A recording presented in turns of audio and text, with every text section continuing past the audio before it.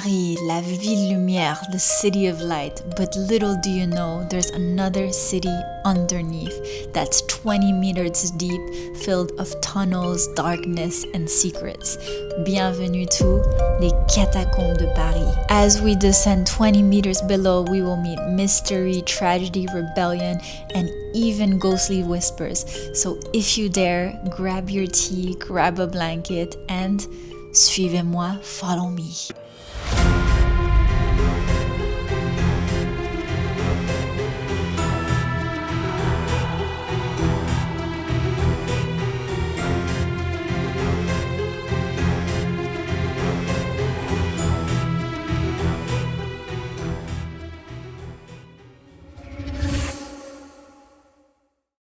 For those of you who don't know me, I'm Gabrielle and I live in Paris talking about my life, but also about Paris hidden gems and Paris stories. So if you love Paris, if you love French culture, and you love speaking en français, non en anglais, make sure to subscribe so you don't miss any videos. Now on to our first story. Point of view shots or pictures of human bones. The catacombs for centuries. So it is possible with these paintings that we may be able to retrace an itinerary to some extent.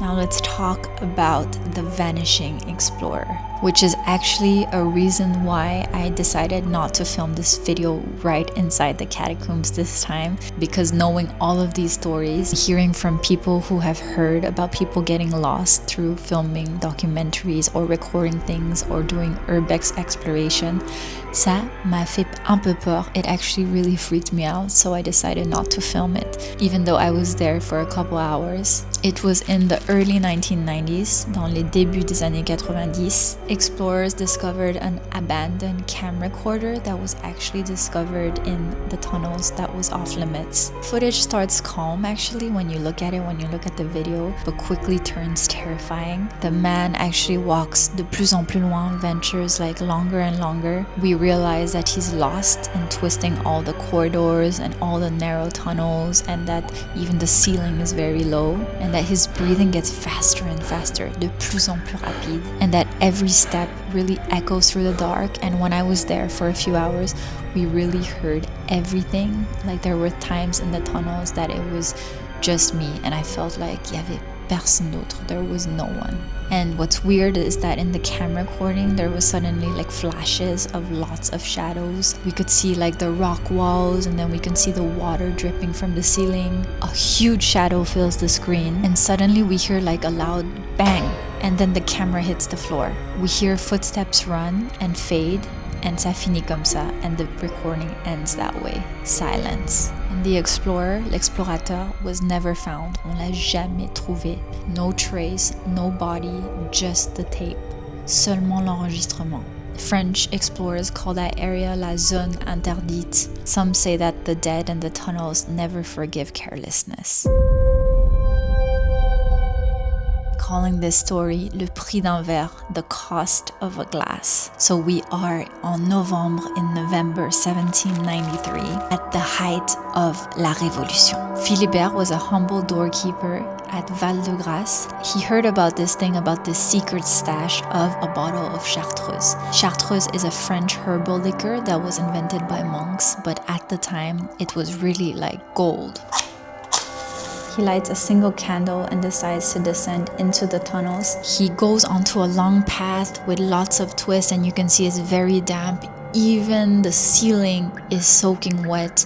There's not a soul, not even rats. He doubts when he goes into each tunnel, and then he starts to run, and then suddenly candle flickers and dies. Darkness swallows him completely, complètement. No sounds except his own shallow breath. For 11 long years, pendant 11 ans, the city of Paris searches for him. And in 1804, his body is finally discovered only a few meters, quelques mètres, from an exit. His keys were still attached to his belt. Les clés étaient encore sur son pantalon. It's a final reminder of the man he was. Modern cataphiles are people that absolutely love the catacombs and know so much about catacombs. They really treat him like a saint. They look walk up to him, they bring him presents to his grave. And although the quarries beneath Paris, like in all of these tunnels, they're all numbered, they're all lettered. So when you look at the tunnels, you can see actually the street name that's above, and you can also see the numbers.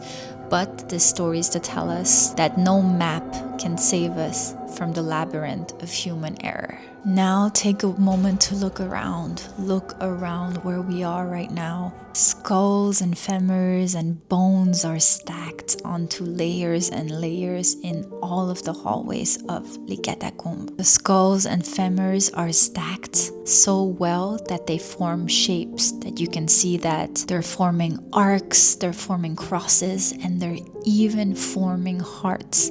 Here we can see that it's formed in the heart from skulls.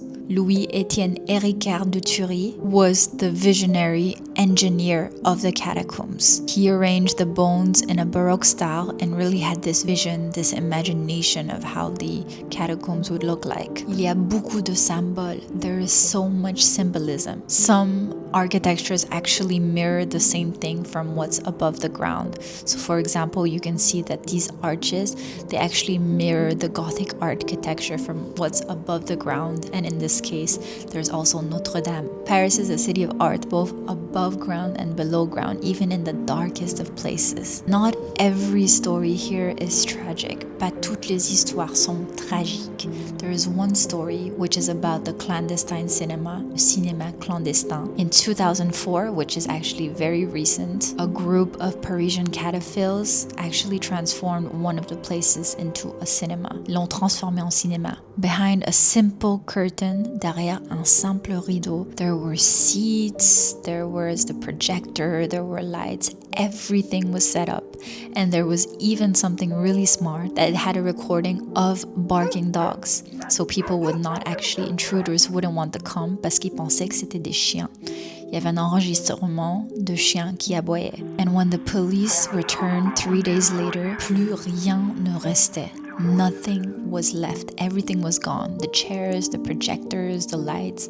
Il y avait plus rien. There was only one note. Il y avait un message that was left on the floor that said, "Ne cherchez pas," which means don't look for us, don't find us. Even in the empire of death, Parisians find a way to enjoy art, a film, a glass of wine. And this reflects actually a tradition that goes back centuries ago, where actually people have long hosted clandestine art shows, secret gatherings, and even underground libraries. Même des bibliothèques cachées. And so here in the catacombs... Il a bougé ou quoi?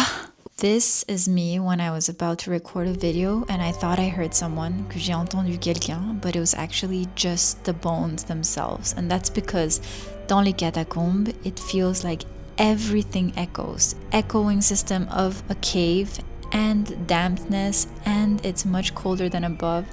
Plus, you have no service. You have all the feels to be scared. And the thing is, there is no problem with the actual museum and the legal part, which I can put the information in the description, because that place is completely safe, it's completely watched over, there's a lot of security. Even though in this video it's all in that area and there were times where there was no one, which actually felt a bit scary, it's still very, very safe. But something about Les Catacombs is that there is a huge underground network. And if you live in Paris or if you move to Paris like me, most of the time we end up by actually knowing someone who knows someone who has a way to get in. Like I personally even know the entrances. But the reason why I'm not keen on going in there and I don't encourage anyone to go in there is because there have been a lot of accidents. Il y a eu beaucoup d'accidents of people getting lost, and also the fact that there's a network of people that actually live there or like partly time live there. They don't like having foreigners or having outsiders come in. And when I say outsiders, I mean me, like French people as well, and they'll actually get upset. And also there were so many stories about like friends going there for parties, going there for gatherings, going there for a lot of things, and that there were accidents, because actually the holes to get into those catacombs are just like very, very tiny. And anytime, I mean, it's the underground world, right? Like anytime there can be bones that can move, there can be rocks that can move. And as you can see here, like I didn't know that the ceiling would be so soaking wet, because the last time that I came here, c'était pas aussi mouillé, it wasn't this wet. So it's its own environment, own ecosystem underground that adds all the chills to this season. But I would really say to never go there into the zone interdite, into the illegal area, but stick with le musée des catacombes. So now you see a different side of Paris. Above you have the cafes, fashion, romance, and below il y a un autre monde. There is another world. Below we have shadows, art, rebellion, et le mystère and mystery. Tell me which story haunted you the most, and also tell me what you think about this underground society of les Cataphiles that still exists today.